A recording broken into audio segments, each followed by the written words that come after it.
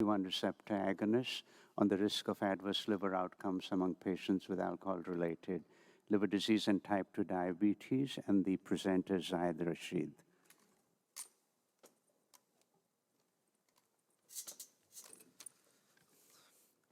Hello, everyone. My name is Zahid Rashid, and I'm a research fellow from The Ohio State University, and I'm excited to share my work on impact of glucagon-like peptide-1 receptor agonists on the risk of adverse liver outcomes among patients with alcohol-associated liver disease and type 2 diabetes.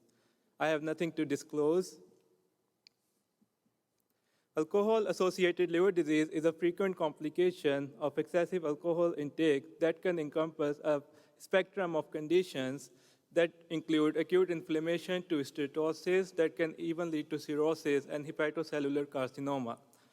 Of note, over the past 2 decades, 500,000 individuals have died from alcohol-related causes, with more than 60% of these deaths attributed to liver diseases alone.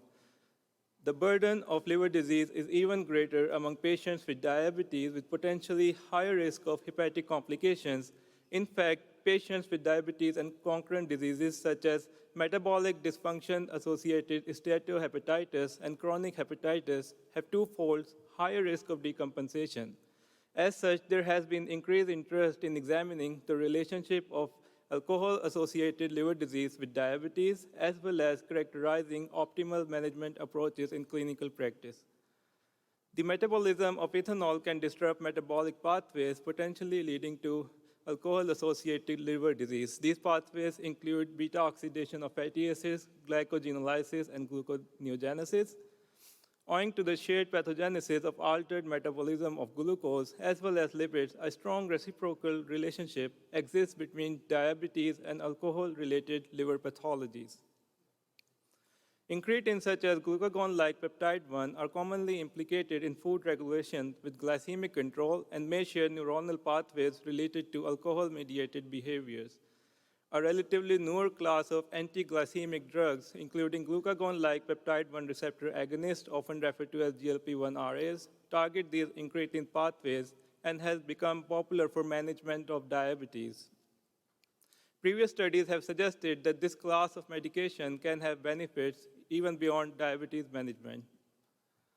A previous study assessed the effect of long-term GLP-1RA therapy on liver disease severity among patients with type 2 diabetes and metabolic dysfunction-associated steatotic liver disease, and found that treatment with GLP-1RA therapy is associated with improvement in liver function tests among patients with MASLD irrespective of weight loss.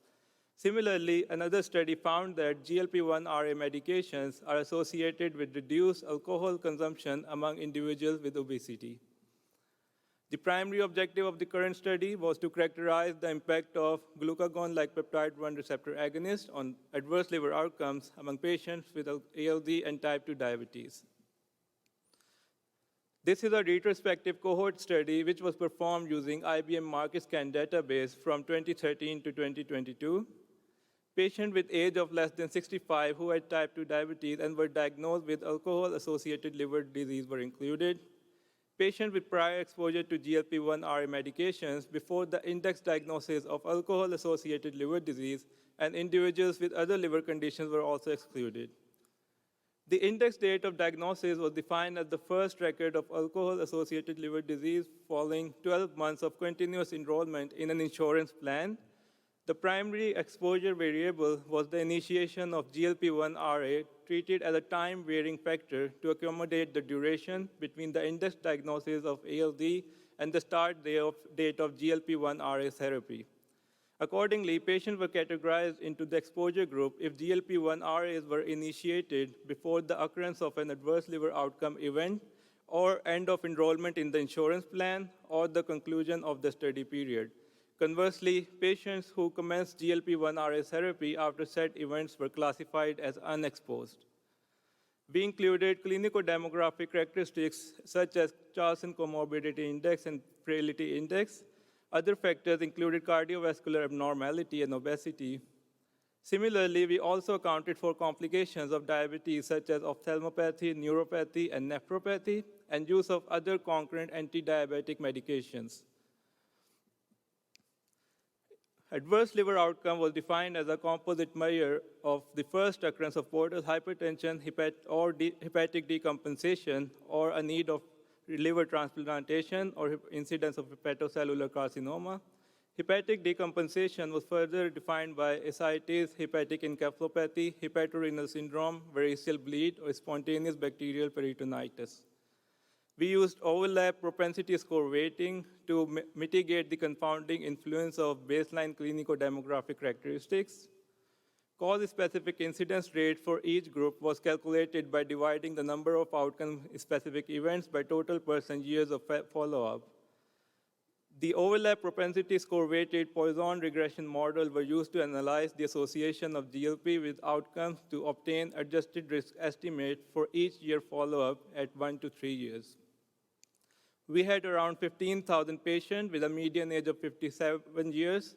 Majority were male, belonged to South region, enrolled in preferred provider organization, had a CCI of 0.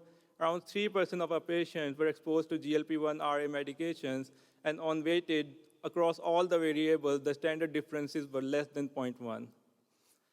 Around 16% of the patients had portal hypertension. Around 1/3 developed hepatic decompensation, around 4% developed ACC, and 3% had a need for liver transplantation. On further stratification of hepatic decompensation, we found that around 16% have hepatic encephalopathy, around 1/5 had ascites and hepatorenal syndrome, around 5% have variceal bleed, and around 3% patients experienced spontaneous bacterial peritonitis. Patients on GLP-1RA had a lower incidence of composite ALO with 46 events over 379 person years versus 75 ALO events over 353 person years in the unexposed group, with an absolute incidence risk reduction of around 9%. On further stratification and cause-specific analysis, this association was primarily driven by reduction in incidence of hepatic decompensation among different ALO components. Particularly, there was 7% absolute reduction in incidence of hepatic decompensation with an incidence rate of 8% in GLP-1RA group and 15% versus 15% in non-GLP-1RA group. In contrast, there were no differences among incidence rates of portal hypertension, ACC, and a need for liver transplantation between two cohorts. This figure represents overlap weighted adjusted cumulative incidence of adverse liver outcome and hepatic decompensation by glucagon-like peptide-1 receptor agonist initiation status over 1 to 3 year time period. We further stratified the patient based on baseline liver compensation status and found that GLP-1RA medications were equally beneficial irrespective of the baseline decompensation status of the patients. The findings of the current study should be interpreted considering certain limitations. The IBM market scan database included only individuals with employer-sponsored health insurance in the United States, which may not represent other populations such as uninsured individuals or those covered by government-insured health plans such as Medicare or Medicaid. Furthermore, due to limited number of variables, granular assessment of patient-level factors, for example, race or ethnicity, or severity of comorbidity based on lab values such as HbA1c levels could not be assessed. GLP-1RA medication. So in conclusion, GLP-1RA medications can potentially mitigate the risk of adverse liver outcome, particularly decompensation, among patients with alcohol-associated liver disease and concurrent type 2 diabetes. GLP-1RA medication can serve as an effective therapeutic tool among patients with alcohol-associated liver disease, and future trials are needed to further investigate the role of GLP-1RA medications among patients with liver diseases. I sincerely thank the AASLD Foundation and the donors for supporting me in attending my first ever liver meeting and providing the opportunity to share my research with all of you. Thank you so much. You all can scan the QR code. It leads to my full publication. If you have any further questions, I'm happy to answer. Thank you so much. Yeah, very nice, Syed. While people come up to the microphone. I see the separation between GLP-1 and the control group very early, so almost within 3 months. Yeah. So is it likely that people who had decompensated disease, they avoided using GLP, and those who had better liver function, do you think that's a possibility? Yeah, that's a very good question. Actually, we account for factors such as immortal bias. So that's why while you would see those graphs, so in the beginning there will be a huge separation between the exposure and unexposed group. So we account for the initial period, and we only showed when the effect of GLP started to appear. Yeah. Thank you for your work. I was curious, how confident are you on your finding of alcohol liver disease in your cohort? Yeah, so the current study, thank you so much for your question. So the current study, it is based upon, it is an observational study, and it is based mainly on the ICD codes to find out the exposure and the outcome. So there can be, this is just a foundation for future trials, but the findings of the current study also, it is also similar to the other findings which were done in metabolic associated steatohepatitis.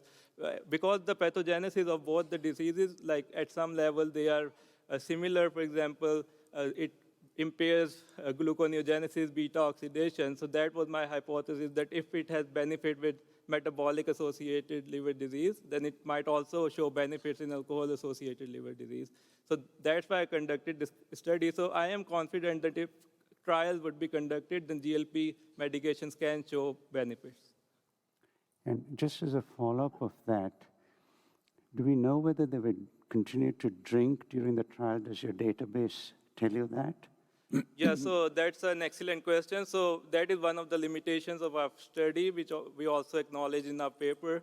So we could not account for the fact that these individuals will continue to drink during the study, but because we did propensity score weightage, and if both the groups, like the exposure group and the unexposed group of GLP medications, both the groups should have equal distribution of patients who continued to take alcohol during the study period. So although it's a limitation, but we think because of the methodology used, it is it accounted a little bit of it.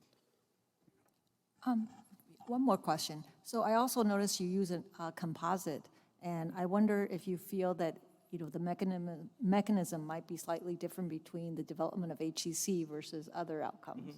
Yeah, so the reason for composite outcome was because it is an observational study and the exposure number was very low. But that was the main reason that we also did a stratified analysis based upon each individual outcome of the composite outcome, so that we can have a deeper understanding. And I completely understand, agree with your point. So microphone 4 first, and then microphone 10.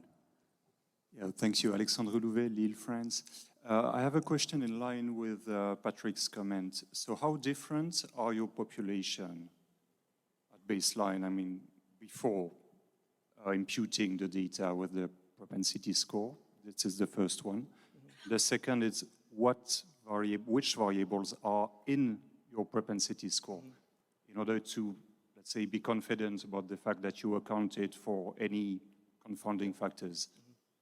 Yeah, so thank you so much for your question. So the variables we included in propensity score weighted, we included as much variables as possible, like for example, hypertension and even the rheumatological diseases and the cardiovascular diseases. So we had around 30 clinical variables which were identified using ICD codes, and we used those to do the propensity score weighting. And your previous question regarding how different was the cohort before the matching. So based upon the basic characteristics like age, sex, there were differences, but based upon the clinical characteristics like severity of the diabetes and everything, it wasn't much different. I would encourage you to present these data because they're very clinically meaningful for all of us, yeah, physicians. Thank you so much for your suggestion. Due to time limitation, I could not do that, but in the full paper, I did mention that. Thank you. Thank you so much. Yeah, very good. Our next presenter is fecal microbiota therapy is a safe and